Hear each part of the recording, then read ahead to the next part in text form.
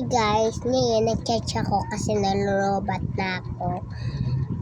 Ayan, kinana ko yung anak ko ng dede. Ayan, dede yan ha, kunyari lang. Kasi guys, tulog na siya pero hindi pa yung tulog.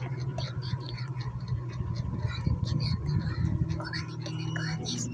Panoorin niyo ulit. Ito siya guys. Ayan, buhat-buhat, gising na pala. Gising na yan guys kasi kanina pa yung natutulog. Ayan o. Napakabigat niya, P. Alam niyo ba kung ilang taon na to guys? 25 years old. Ayan o. Napakabigat. Papabuhat pa. Pero kaya ka naman siya buhatin. Kasi malaki na ako eh. Kaya ko na buhatin. Then guys, kaunti lang yung gatas hanggang dito. Ayan, ganyan na lang. Pero madami pa yan. Kanya yung ubusin. Suko na naman. Suko. Kasi guys, masilip sa dito.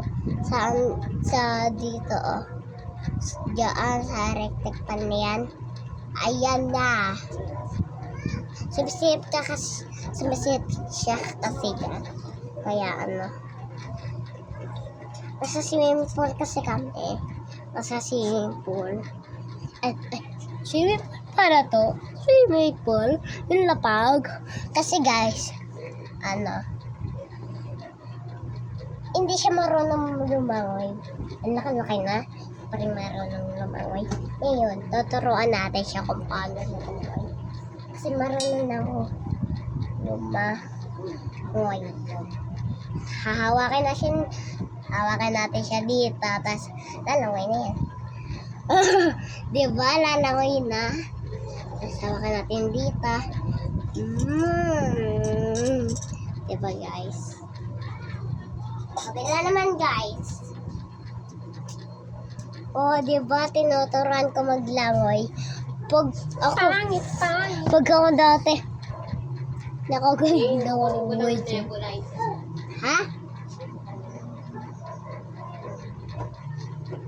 Isa.